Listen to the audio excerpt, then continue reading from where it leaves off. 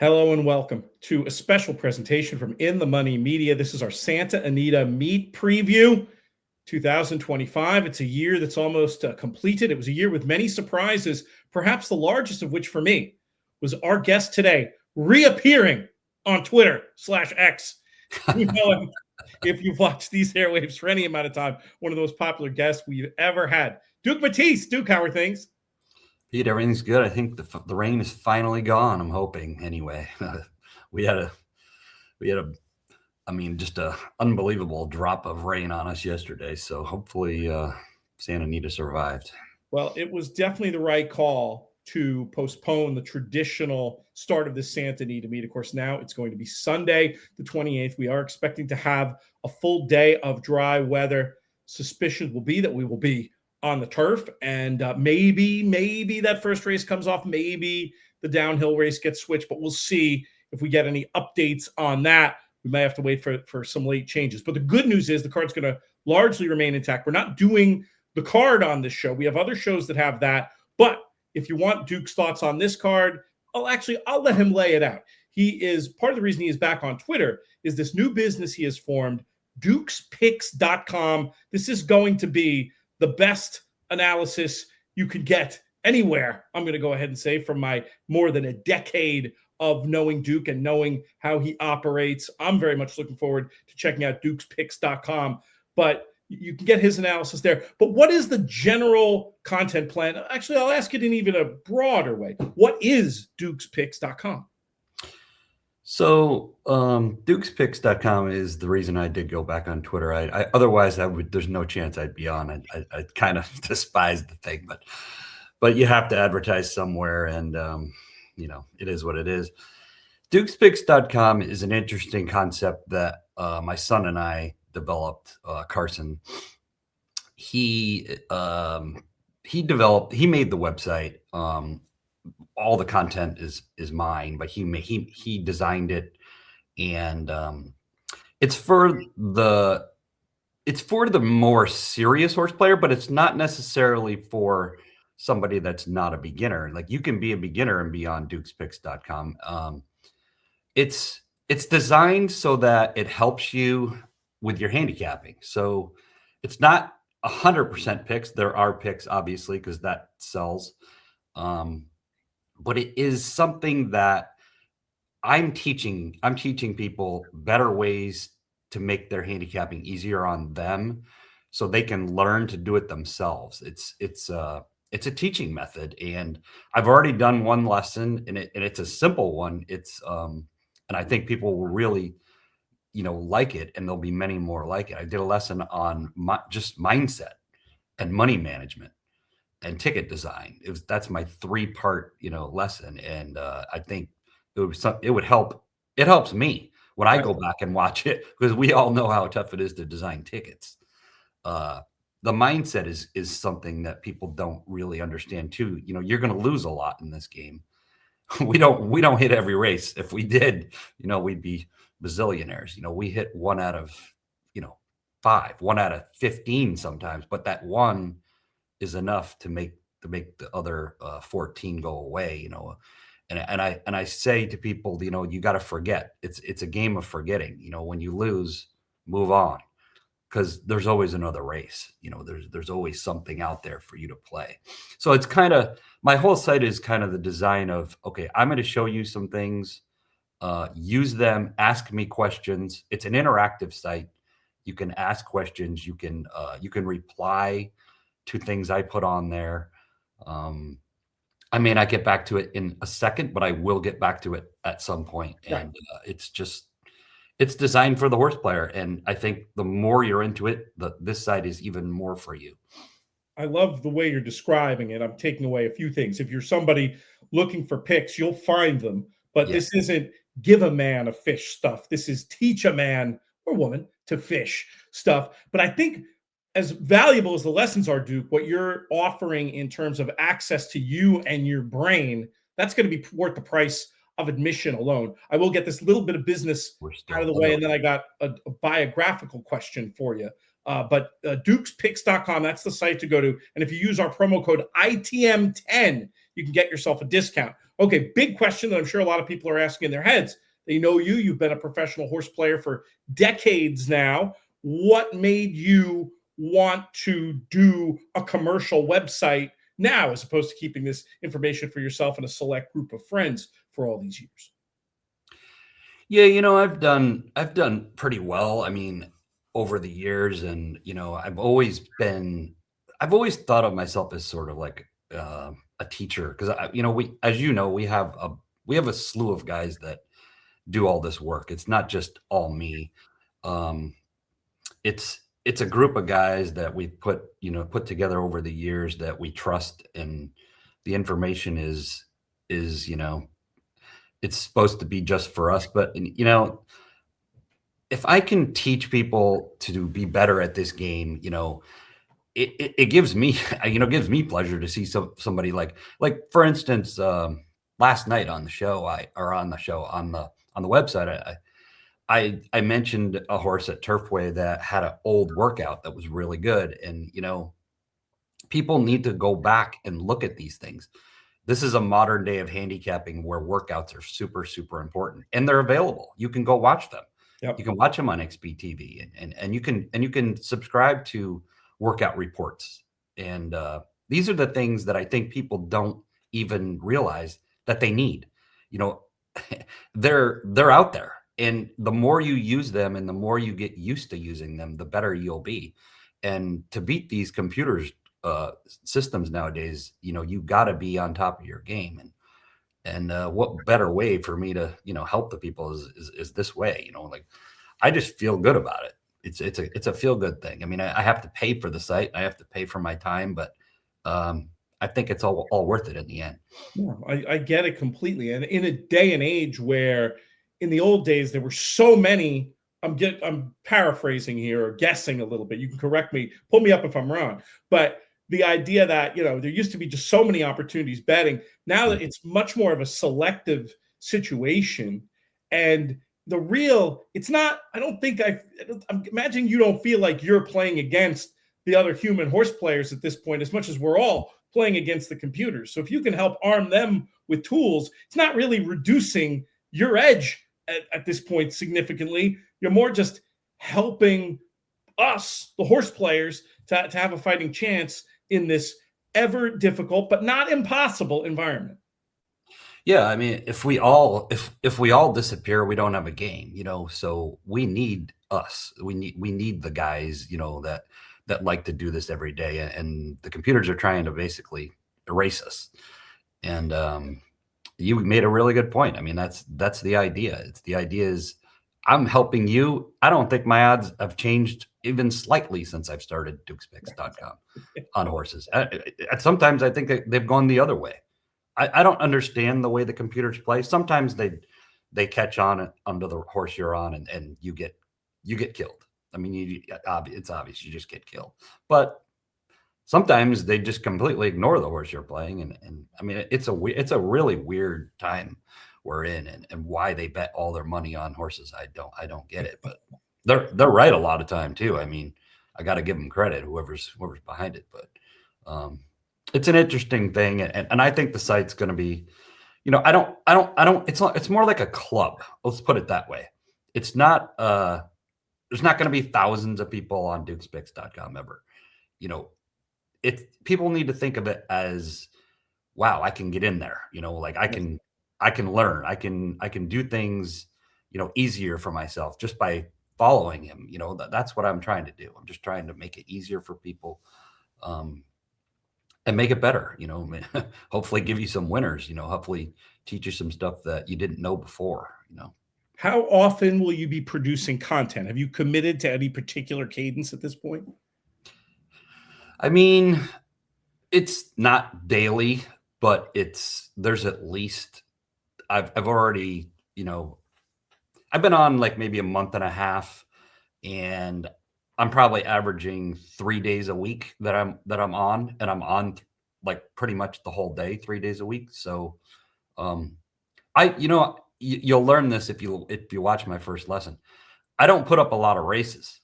I put up the races that I think I should put up. Like, there's something interesting there. There's value there. There's a way to make money in it. That's the kind of thing I'm striving for. So if that's one race a day, that's enough. If it's 20 races a day, then that would be better. But I mean, there's just, like you said, there's just not 20 races a day Right. that you can find. You can find what I would say a value race. I'm sure you get into how to find those races too to help people on their own. Great. I do, and I'm gonna go further into that. It's right now. It's like it's just a small introductory course that I think will help lots of people. Because I go back and watch it myself because I forget.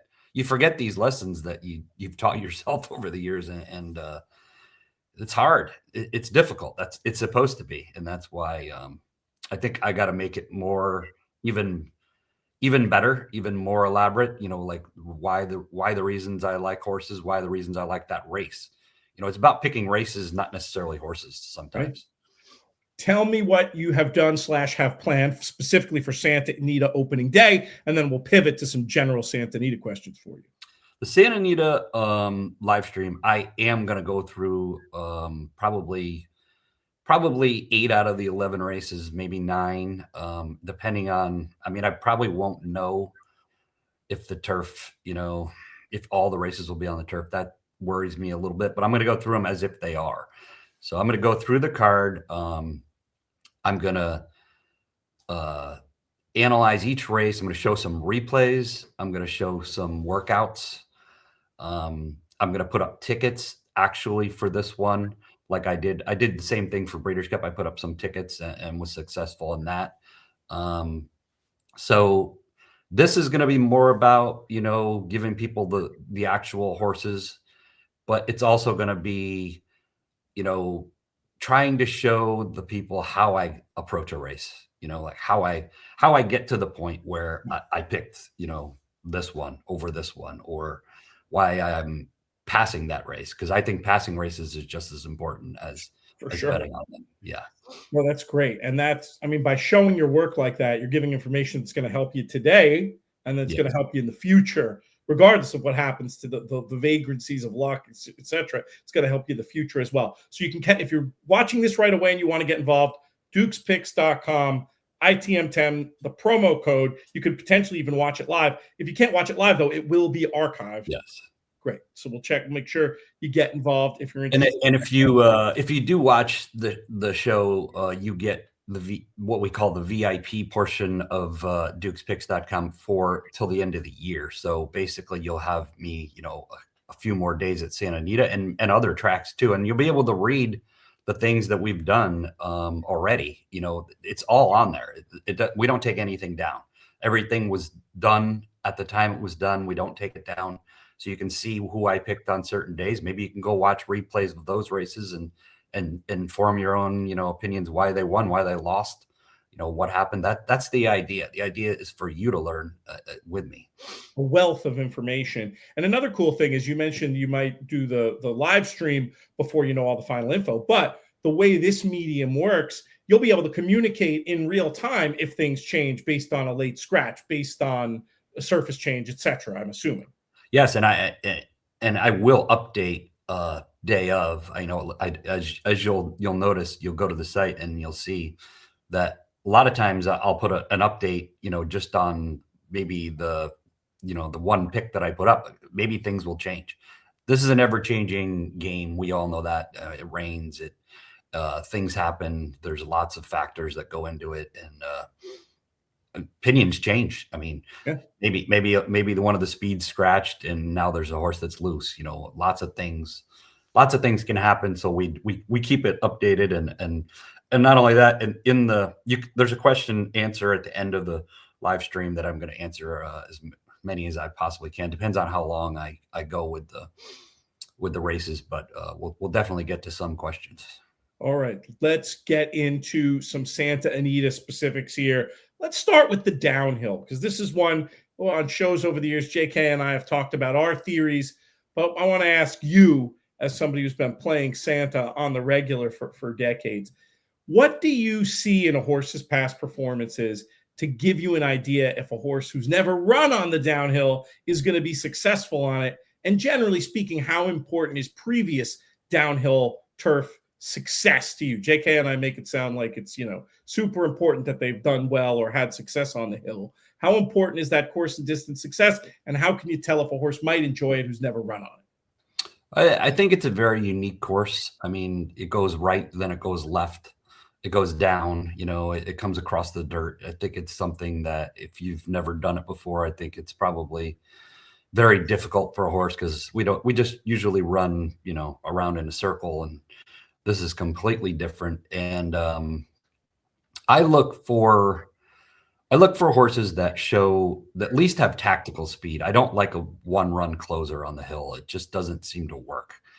It doesn't even matter what post they're in. Even if they're in an outside post and they're one-run closer, it doesn't seem like to help. I don't know what the real reason is, but I think it's because the first part of the race goes to the right and then it goes to the left, and they get too far behind. If they don't just have that runaway, that's something to get away from the gate well. I do like outside posts with speed, though.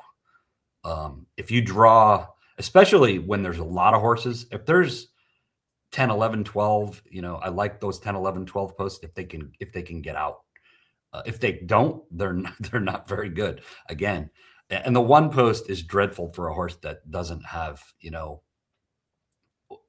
any speed at all. If he's just a fallback one-run horse, the one post is almost a complete toss.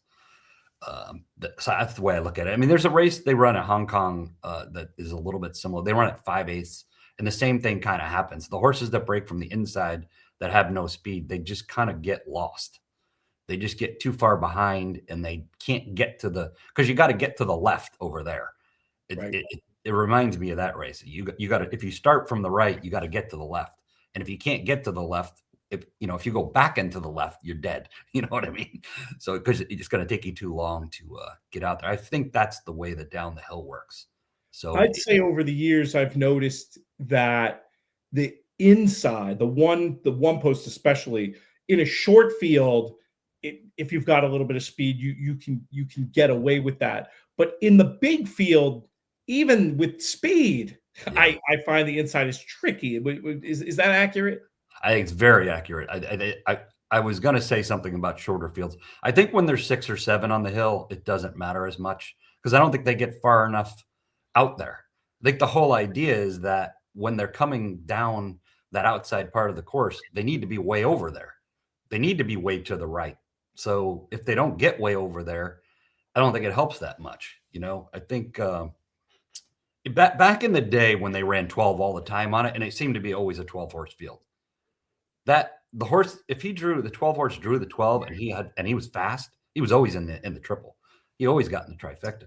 Always, because he got in front of 10 other horses and he was just going to be in it. But nowadays we don't have the 12, the full field. So hopefully we do on Sunday. I think there is a race with a full field. So we're going to be looking for something outside, that can get out and get across, because who is the greatest at it was Frankie Dettori. Yes. Frankie Dettori, if he drew out there, he knew exactly what to do. He did it every single time. He'd go way forward, and if somebody went winging, he'd just let him go. But he made his position, and I'd bet him almost every single time if he had any kind of speed and he was outside.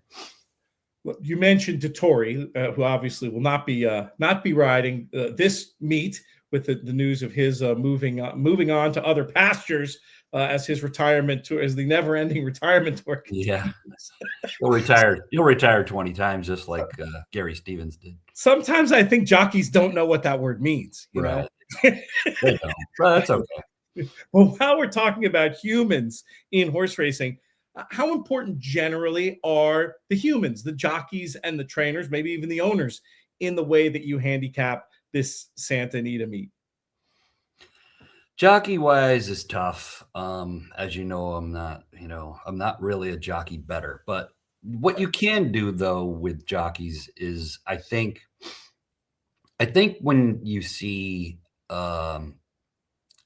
more of a turf rider like Freysu, or more of a trying to think of who else is Demuro has really come a long way. When he first started here, I didn't like the way he was riding, but I know he's got talent because he's ridden in so many countries. He's figured it out a little bit. He's sending more. He's putting horses in position more. When those guys get on a horse for the first time on the turf, I think they do like move up a little bit. Rispoli, they're just better at it. And obviously Pratt, but when Pratt's here, he just dominates. I mean, Pratt's probably the best rider, in the country at this point. JJ Hernandez gets all the best mounts. So again, he's a good rider, but he's not as good as people think he is. He just gets all the favorites. He's riding for Baffert, he's riding for the top trainers. And that's what I think means more is the trainer. It's more about the trainer having the horse in the right spot and having the right guy on it. It's more the combo, not just the jock. Well, I that think makes sense. yeah, I think the combo of like when you notice Mullins reaching out for Barrios, that combo is deadly. Like those guys, they got some way of when he puts Barrios up, something just clicks. And Barrios is a great turf rider. I should have mentioned him too, because he came from Florida and he learned to ride at Gulfstream. He knows he has to save ground. He knows he can't be wide. He understands that, and Santa Anita is a course where you must save some ground. Especially even in the sprints, I believe you need to save some ground. You don't see too many horses in a 5.5, 6 furlong turf race at Santa Anita that just stay wide the whole way and win. That's very rare. One of the things I've learned so much about from you just in private conversation and on these airwaves over the years is the concept of race design, how a race is going to play out that you can see in your mind before the gates actually pop. Do you use the jockeys as part of the way that you envision that? And is that the kind of thing you're going to be getting into talking about when you talk about these races on Duke's Picks? For sure. I believe it or not, that's the one thing I do analyze about jockeys. I analyze what their tendencies are. Like, I know Barrios likes to go either back and in or he goes forward and in, but then there's guys that like to just like sit and make one wide move. There's always these guys, they always have their favorite moves. Like a Rosario, like he either goes really forward or really back. He's never in between. So if he's on a horse that's got medium speed, I'm always wondering, well, what's he going to do with this one? Because he's either got to go to the lead or he's got to go back because that's what he likes. Yeah, taking him out of his element one way or the other, potentially. Yeah. So I think you can learn stuff. This Demuro guy likes to go forward all of a sudden. Like he's sending everything. That's good to know, because now he's going to want to put the horse in the race. And Edwin Maldonado, he's going to put the horse in the race. He's a speed type rider. These are the things that if you keep track of, you can sort of get a feel for how the race is going to fall, and I didn't learn that overnight. It took a lot of race watching. I mean, I joke to people like I wish I counted how many races I've watched in my entire life because I bet it's approaching 1 million. You know what I mean? Like it's kind of sounds stupid, but I think it's true. Because I watch races over and over and over, and that's the thing. If you can figure out what these guys are going to do, Ricky Gonzalez is one of those guys. I think that goes either to the lead or he goes way back. He's just like a Rosario. If you can learn this stuff, it can help you. Tyler Bays goes forward always. He doesn't take anything back. If you know these things, you look at 7 horses and you say, okay, well, he goes forward, he goes forward, he goes forward, he goes back, he goes back. Somebody's going to fall in between, and maybe you can pick the right, maybe you can pick the right one. It's a puzzle. You got to put it together. Any trainers in particular, you mentioned that combination with Barrios and Mullins that you've clearly got your eye on heading forward. And obviously this is the kind of stuff you'll go much, much deeper on dukespicks.com. But any trainers off the top of your head that you think might be sitting on a particularly good meet? That's a tough question. But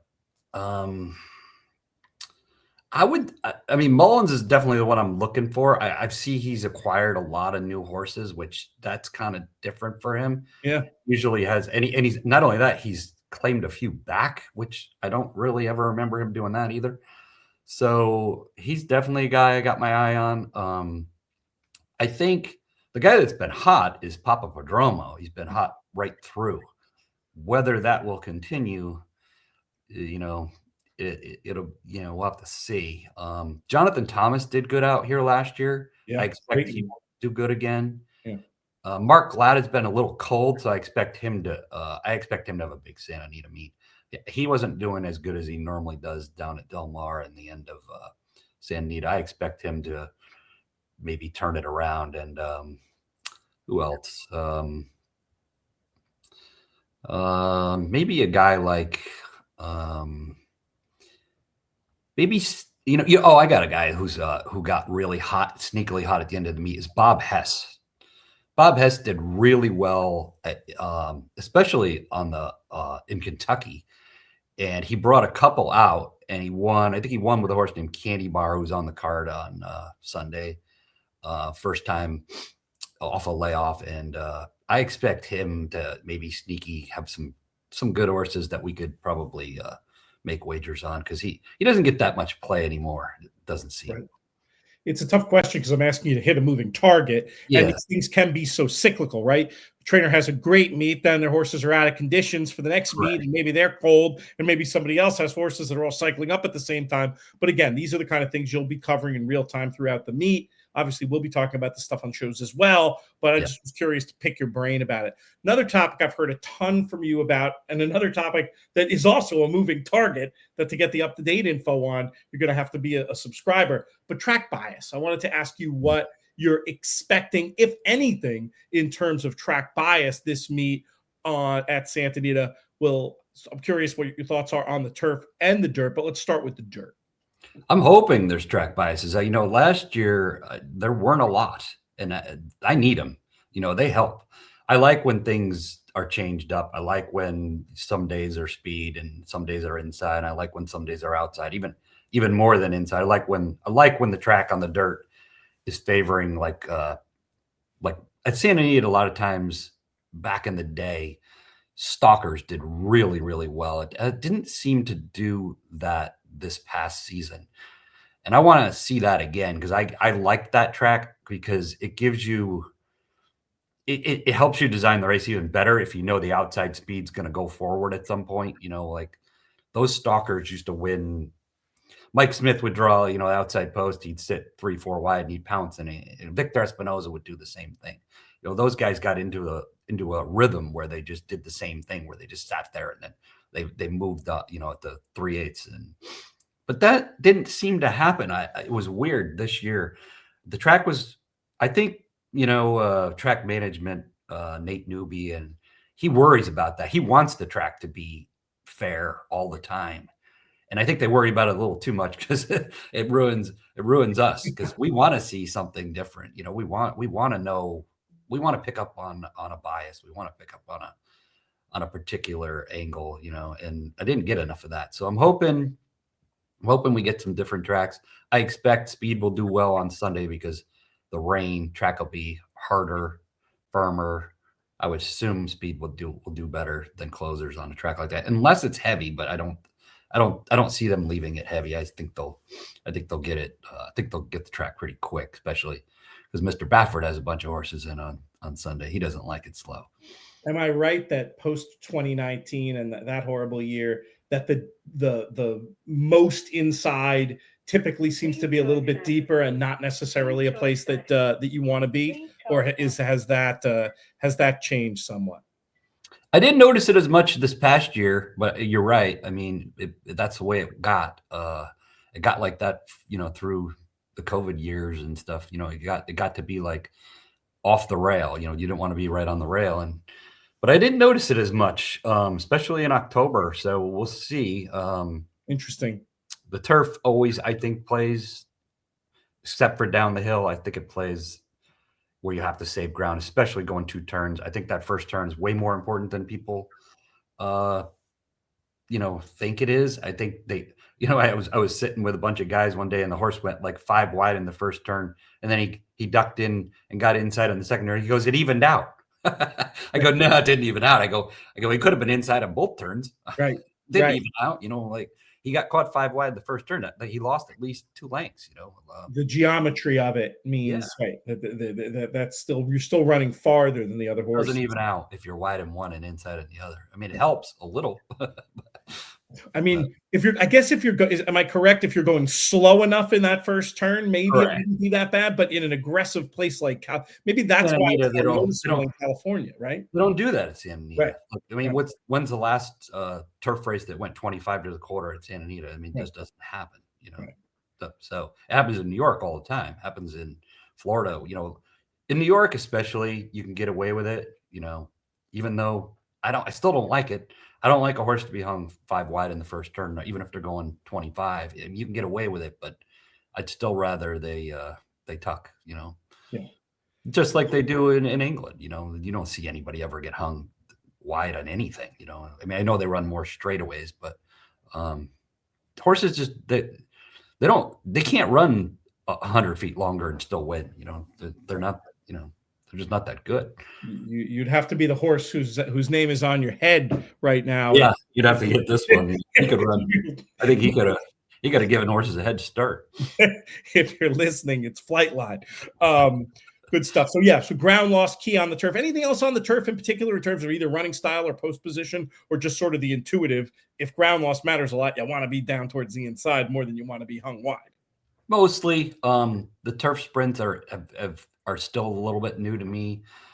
I'm not that I don't have enough years of the turf sprints yet to determine stuff, but I do like those horses that tuck in behind and at least save ground in the turn. I think the turn at Santa Anita, even in the turf sprints, you do need those horses that tuck in the pocket seem to do really well. I mean, they just seem to they cut the corner and then they come out and they're loaded, and certain riders can do that and certain ones can't. So that's something to look for, but that's something we're going to try and teach, too. In the future, I'm going to do some trip handicapping seminars, teachings and show people what I've done over the years. And I think that might be it might take me, I might go through 100 of those lessons and show people stuff, because I think that's the most important thing in racing. I really do. I've always thought that. And because the horses are only so good. So what makes them not win certain days? They're very consistent horses. They don't seem to run. I mean, the ones that run all the time, they seem to run their race most of the time. Just they either got no pace that day, they either got an easier lead, so they ran better. There's always factors that made them run faster that day, and that's what we got to figure out. Yeah, well, what I love about that is trip handicapping. That's your own subjective view of the race. So that's an edge that, while I guarantee you at this point, computers have people doing trips that are factored into their algorithm, if you're better at the trip handicapping aspect, that I'm sure learning at your feet somebody could be, that's an opportunity to claw back a little bit of that edge. And if you use it selectively enough, I think you could put it to good use. Don't get me wrong. I don't think any human can play every race anymore in these markets against computers. But if you can really pick your spots, which is, what you're looking to show people how to do, I think that might be the way forward for us humans in this computerized world. Totally agree. That's the way. It's definitely the only way right now. I mean, unless things switch up a little bit, that's my first lesson. So, I mean, find the perfect race. That's the very first thing you need to do. I mean, and things might not work out that one, but if you find, and the thing about it is the next one might not be today. It might not be tomorrow. It might be next week. But if you pick those races all the time, you're gonna do well. You're gonna at least do okay. Extreme selectivity, and to bring it back to the fishing analogy, finding what pool to fish in the first place before that should be that's the hardest one. That's the hardest one. I mean, that I can't really predict. even myself, but You we're just gotta working wait.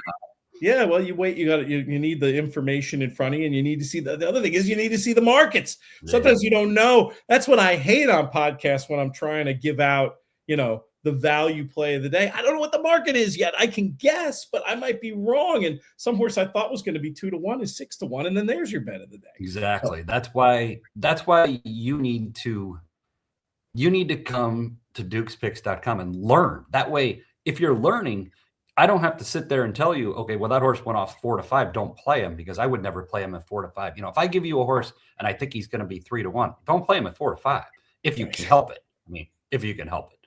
Obviously, you don't know sometimes, but those are some of the things you can take from coming there. And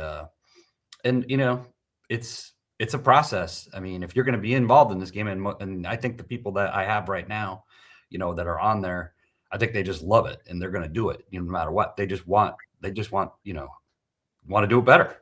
Having that great Breeders' Cup, definitely jump started you. And I know from the people I've talked to who are involved, it's been a great debut, and I'm looking forward to seeing how it continues. I want to ask you two more questions. We can try to keep them on the quicker side because I've kept you overtime here already. Right.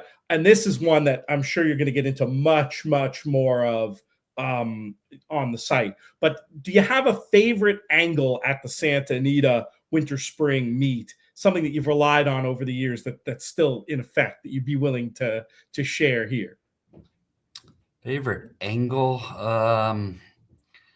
Not really. I do think that people should pick a workout report, though, in this day and age, and follow it and stick with it. Don't, unless it's terrible. I mean, unless you just don't think it's doing any good. But I think you should stick with the one that you think is the most productive, and watch a lot of replays. I've never, over the last 3 years, I've never watched so many workouts in my entire life. And I say that because the modern method of training is more in the morning, where it used to be, I'm going to get this horse ready through races. Nobody does that anymore. Right. They don't do it anymore. They get them ready in the morning for a race. And they're always looking for that race to win, especially in California. They got it in mind 5 weeks out. It's crazy. So, I mean, there are certain trainers that are better at that. So I like Doug O'Neill when he has a really good string of works. Like he's hard on a horse in the morning, but when a horse is training forwardly and is really doing it easy, he's really good on that. Obviously, forget about Baffert, because every one of his horses goes off lower than they should be. Right. The only thing with him is I would try to pick one that isn't training well. I do that. Like I'll give you a little hint towards the Malibu. Barnes got outworked by Cornucopian. If you watch that workout, it's obvious.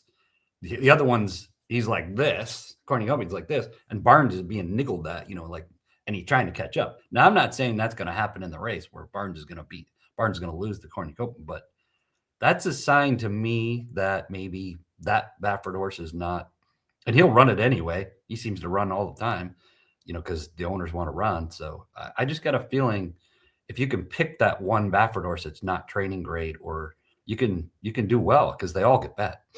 That's really interesting.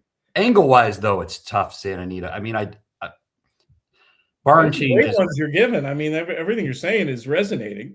Barn changes are key. I mean, I think nowadays, when you see Mullins acquire a new horse, or you see a Glatt get a new horse, or Papa Padromo, and then you watch the workouts, see if they're really training.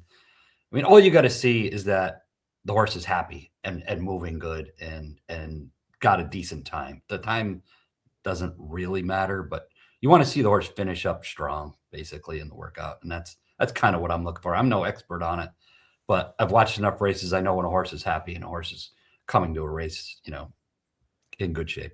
Sounds like a great future lesson for dukespicks.com, actually, whether you bring in a clock or friend or just do it yourself and watch some tape and show some people what you look for in those workouts. But in the meantime, there are commercially available clock reports. We won't plug any of them, but I'm sure if you're on Duke's Picks, you'll give your opinions on there of the commercial ones to give people a steer in which direction they might want to go. Last question is going to deal with wagering pools. I'm very interested in these wagers that limit the computer access, like the coast to coast, like the sunset six, like the late double with the higher minimum, like the late pick three with the higher minimum. Those are the pools that I generally recommend to people. But I was curious what you think. Is there a particular pool out there at Santa Anita that you're more interested in than the others, or is it just all opportunity dependent? In the first lesson I did try to tell people to keep it simple. So I didn't tell them to play pick fives. I didn't tell them to jump into a pick five. So I said play doubles, and especially the $3 pick three, because the takeout's low and the computers can't dominate that, because $3 is too much. It multiplies too much for them to cover it like enough for the way they want coupled with the low takeout. Exactly. And I told them to stay away from 50-cent trifectas, which Santa Anita doesn't have anymore, thanks to Nate Newby. Stay away from 10-cent supers. Stay away from anything with cents in it, pretty much. Mm-hmm. I mean, the 50-cent pick five is okay, but again, it's complicated. And that's something we've already started showing how to make tickets that you can hit it more than, like, I'll give you an example. I did put up a whole, not a ticket. I put up the horses in a pick five at Churchill at the end of their meet. And if you used every horse on the thing, it came out to be like, I want to say 72 or 54, if you use them all. But I didn't say to use them all. I actually said to toss a few in that thing. But if you'd use them all, and the one guy hit it 4 times on our site. I mean, he goes, I paid for my subscription for the year. I go, great. I go, how'd you hit it 4 times? This is the thing we're doing. Like he goes, well, I did what you said. I keyed one in this race, and then I keyed one in the next race, and all the keys won, so he goes, I hit it 4 times. I'm like, great. That's the way you learn. That's the way you make, that's the way you make a lot of money. For a little bet, he probably only bet $100. And he made like, 5,000, things like that you can't do. But again, Santa Anita, I think the $3 pick three is definitely the way to go. I think that's the number one bet. They used to have that. It's too bad we don't have another California. We used to have that pick 4. I liked at the end of the card, the gold. Yeah, the golden hour. The old golden hour. I like that because that takes, some ability, because now you got to look at 2 different tracks, and that's $1. And it kept the computers on it, a little bit on their heels. I would look for doubles, even though doubles can get killed in this day and age. They're very good the computers are very good at that. The win odds are good at Santa Anita because they're closing them off. So win bets are really good at Santa Anita. So I would suggest, if a horse is way more than it should be, I don't think he'll get hit down at the end like he would at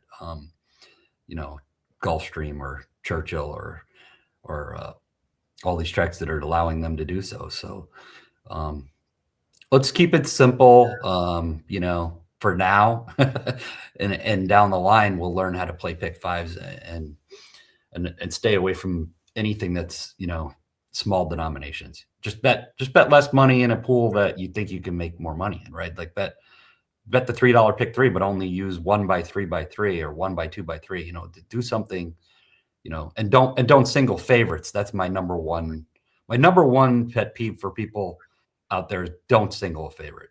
Why do it? It's not going to do you any good. Single something that's a price. There's going to be so much more of this over at dukespicks.com. There's not many people I enjoy talking racing more with than today's guest, Duke Matties. Go to dukespicks.com. Use our promo code ITM10 for a discount. And Duke, let's keep I love having you. Let's on days where you're not doing something on your side, feel free. We'd love to have you on with us. We'll talk more about the product. It just the pleasure is always very high for me when I get to talk racing with you for 45 minutes. 100%. I'm looking forward to maybe a Pegasus. That's probably my next thing, and I'm hoping you will host it. I love it. We'll make it. We'll make the magic happen. Whether it's done this way or maybe at Gulfstream, we'll see. But that's our next live stream. We're going to do the Pegasus. I'd love for you to host it, and hope your people can start winning like my people are. So I love it. We'll keep the magic. We'll keep the magic rocking and rolling. For Duke Matties and dukespicks.com, I'm Peter Thomas Fornitz out. Enjoy Santa Anita's winter spring meet, and may you win all your photos.